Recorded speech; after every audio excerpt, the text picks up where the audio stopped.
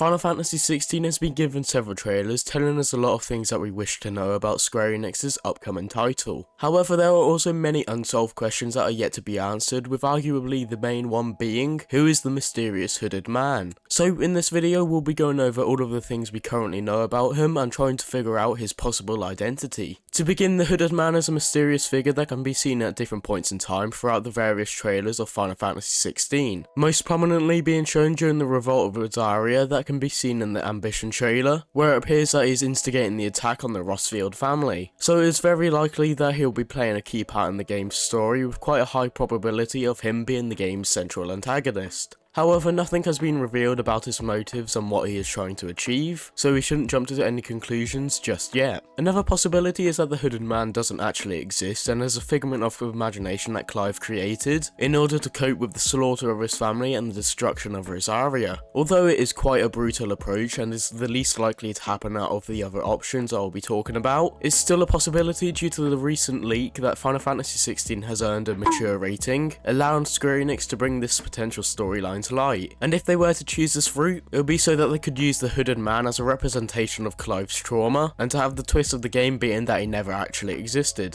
The third possibility is that the hooded man is Clive's younger brother, Joshua Rossfield. This theory stems from the possibility that Joshua died alongside his father during the Revolt of Rosaria, and the hooded man is a spirit after he passed. This would explain why between Clive's two encounters with him, he doesn't seem to change in age or appearance. However, there are still some hiccups in this theory, with the main one being how is Joshua still the Econ of Fire if he is dead? Although there is no explanation for this as of right now, if this theory did in fact become true, I'm sure it will be explained within the game's story. Another possibility is that the hooded man is in fact an enforcer of fate, and his role in the story being to ensure that the timeline goes accordingly. I believe that this option is the most likely of the ones that I'm going to mention, as it would explain his appearance during the Revolt of Rosaria and why he was waiting on a set of stairs for Clive, with him protecting Joshua from harm during the revolt to ensure that he is able to become the Econ of Phoenix, and to prevent Clive from proceeding up the stairs to ensure that the timeline remains uninterrupted. The only flaw with this theory is that Square Enix has already created a storyline similar to this with the Final Fantasy VII remake, and how the Whispers of Fate prevented Cloud from interrupting a certain event from the original game as it was destined to happen.